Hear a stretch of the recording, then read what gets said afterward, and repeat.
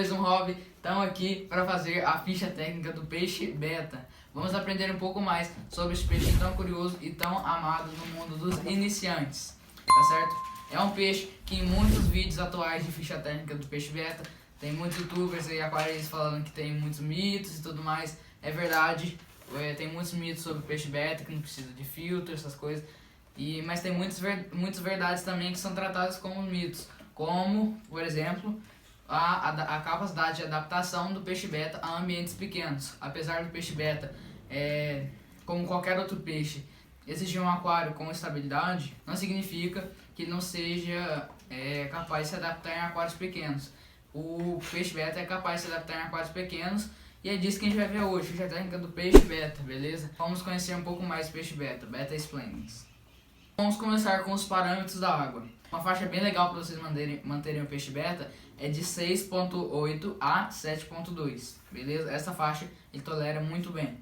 Ele vai bem de 6.6 a 7.4, mas a que eu gosto de manter é de 6.8 a 7.2. Ele tolera toda essa faixa, mas sem variação. A dureza da água é de 5 a 19 e a temperatura bem legal para você manter esse peixe beta é de 23 graus a 28 graus, tá certo?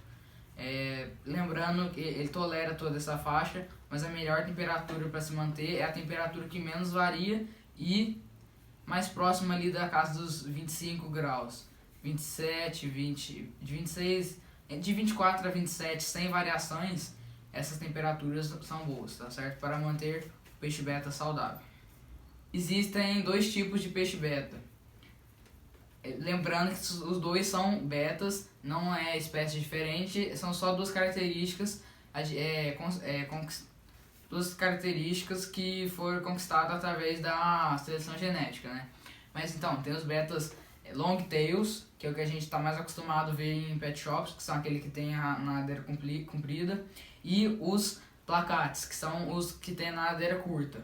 Os placates, tanto o macho e a fêmea, tem a nadadeira mais curta, e os long tails, tanto o macho e a fêmea, tem a nadadeira mais comprida.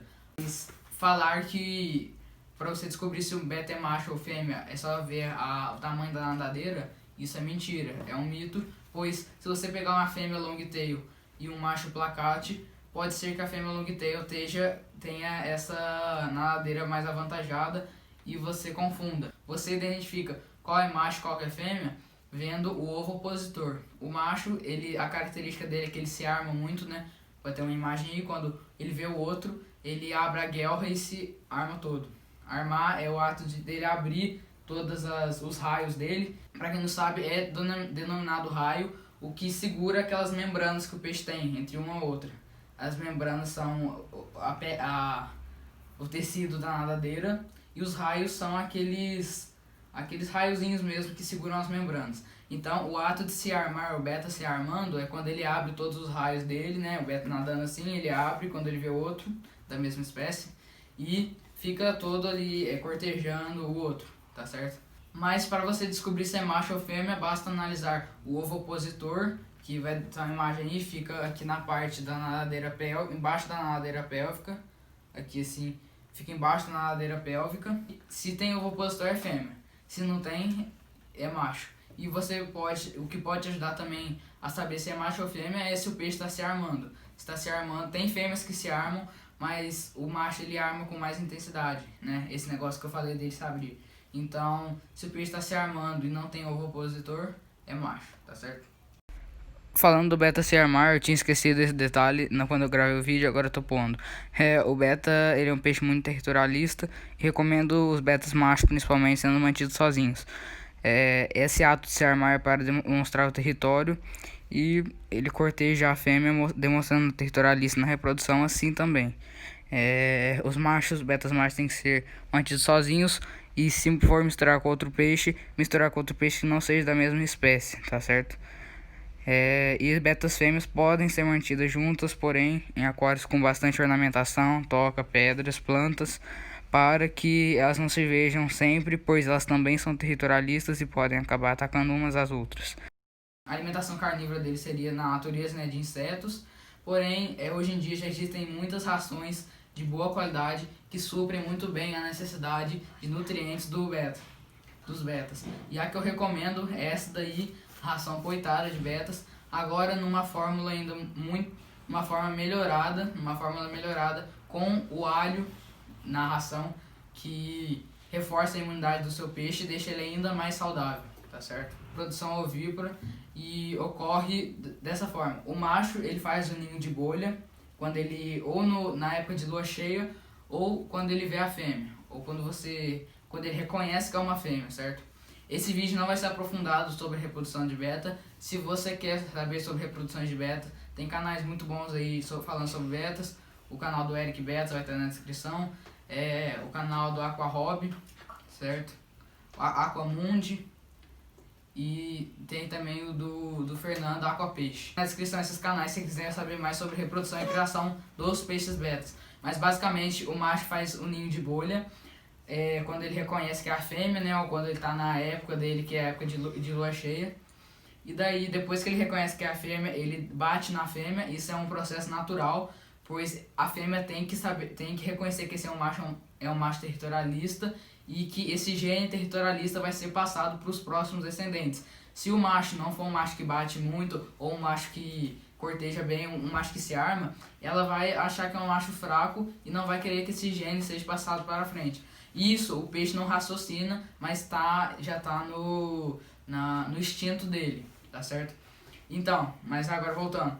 Daí o macho lá corteja a fêmea, ele bate nela, isso dura alguns dias. Depois, no começo, a fêmea ela fica meio escondida, meio baqueada, mas depois ela reconhece e vai em direção ao ninho. E isso eu sei bastante, eu sei também porque eu já reproduzi betas e sei como é que é quando a fêmea já tá quando se deixou o macho com a fêmea, ela já tá no ponto já de ir pro ninho. Daí ela vai pro ninho, lá o macho vai estar uma imagem aí, um abraço nupcial na fêmea, quando ele dá um abraço nela, e as ovas caem. Os dois juntos vão pegando as ovas e colocando no ninho. E o macho fecunda, né, durante esse processo, e assim nascem os alevinos de betas, que só comem alimento vivo. Por isso na criação de beta é diferente daqueles alevinos de guppy que já sai pronto e come ração esfarelada. Não é assim. O alevino de beta só come alimento vivo, por isso é um pouquinho mais chatinho. Mas dá sim para levar algumas ninhadas para frente, a maioria delas. Bom, é assim que se reproduzem os peixes betas. O aquário, a litragem mínima que eu recomendo para você criar um peixe beta para iniciantes eu recomendo de no mínimo 10 litros o aquário para o peixe beta. Porém, se você já tiver um pouco de experiência e quiser manter num aquário um pouco menor, dá sim. Um aquário aí de 5, 7 litros, dá para manter o peixe beta. Aquários menores para robistas eu não indico, porque não dá para colocar filtro. Sem filtro dá instabilidade, é mais difícil de manter. E por isso eu não indico. Para criadores de beta, eles já conhecem os manejos, e por eles ter muitos betas, eles colocam em aquários muito pequenos. Acho que não, a maioria não coloca nem em aquários, coloca em potes, em garrafas. E daí as matrizes, eles colocam em alguns aquários. A maioria dos criadores, né? Não estou generalizando, mas pelo que eu conheço é mais ou menos assim. E você robista, que vai ter 1, 2 aquários ali para se divertir bastante, é um hobby muito prazeroso. Você monta em um aquário de 10 litros, é um aquário com uma litragem legal para você colocar um beta, e com 10 litros dá até para você colocar mais algum peixinho. Tomando bastante cuidado, pesquisando bastante, mas dá para colocar mais um peixinho. Lembrando sempre com seu lojista de confiança dando suporte, pois tem muitas lojas aí que vendem betas e chega na casa do cliente doente, passa doença para os outros peixes, e não é assim que é legal. Vá na sua loja de confiança, no seu lojista de confiança que te dê suporte, e também faça a quarentena dos seus peixes se for possível. É um método muito bom que evita você de passar parasitas, de transmitir parasitas de um peixe novo para o seu aquário, que está tudo ok. Espero que vocês tenham gostado demais desse vídeo. Tamo junto, galera. Um grande abraço aí. Valeu. Obrigado. Oi, da Valentino. Tamo junto. Se inscreva no nosso canal. Ative o sininho das notificações e dá um like aí, galera, por favor.